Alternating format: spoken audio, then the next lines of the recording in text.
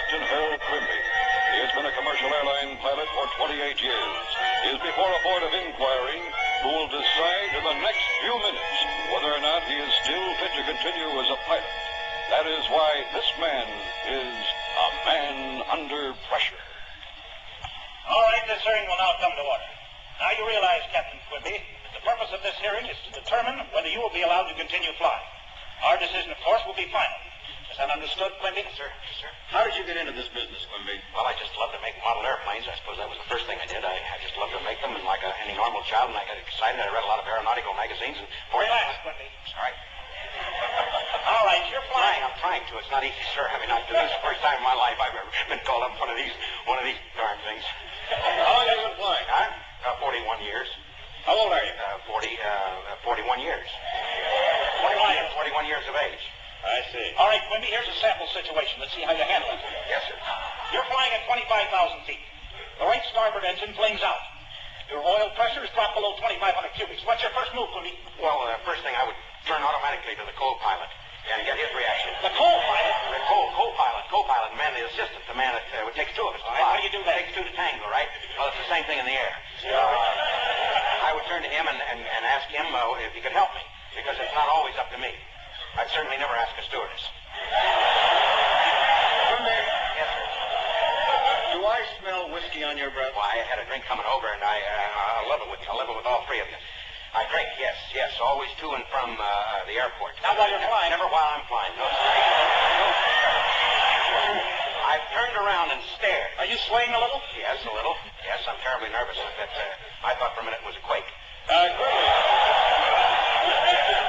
Quimby, on a recent flight from Los Angeles to New York, you were flying Jet 707 and you never landed.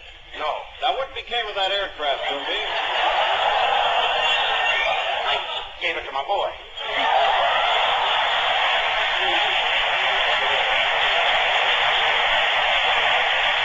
Can you take your hat off a moment? Yes, sir. You dye your hair? I did for the dance, that was all. Quimby, I understand you had quite an unusual reaction to your tetanus shot. Yes, I did. What was it? My head started to swell, and then went into my feet. I was almost scheduled to be in the Thanksgiving Day parade. Quimby, Perhaps you can explain this. Yes, I'll try to. You were on the New York to Chicago run last week, and you went 600 miles off course. How come? Well, It's not funny, Quimby. right. We call it a Canadian goose, and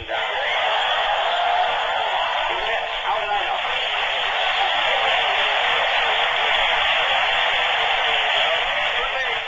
I understand you've got quite a taste for liquor. Let's just make sure and place a glass of whiskey and gin in front of you. How does that affect you? Look over there, 707. I was kidding. What happened to the whiskey? I don't know. Maybe somebody. I was kidding. It was just a thing. Did you drink it, Yes, Quimby? I did. No, I didn't try to do it. I'm not flying now. All right, I'm not flying now. Give me a phone, will you? What are you guys? What is this? Some kind of communist trial or something? I'm just a normal American pilot. How old are you? Huh? How old are you? 51. How old? 38. How are your nerves, Quimby? Drink. All right, Quimby. What? What's your favorite view when you're flying west? Just the whole thing. Everything in America. Give us a sample of what you say over the intercom when you fly over the Grand Canyon. Sure, you can't understand it. You can tell them they scare them to death. How old are you? 31. Quimby, supposing you're informed in mid-flight that one of your passengers is about to have a baby aboard, what would you do? I really don't know offhand. Not being a doctor, I'm a pilot. I think I'd go probably circle for an hour and hope that she got over it. Quimby, what does the phrase fasten your seatbelts mean? Means nothing to me. I haven't been able to get one around me for years. Why, it means, of course, you know what it means. It means it's part of our safety program. That's Article 16, page 48. Would you excuse us a moment, Quimby? Sure. I don't know. I don't think you can hear. Yes, all right. Captain Quimby, Yes, sir. we've tested you and put you through your paces. Yeah? We've decided to let you continue flying. Jeez. a stewardess. I'm 62 years old. I'm not going to shave my legs, gentlemen, for anybody.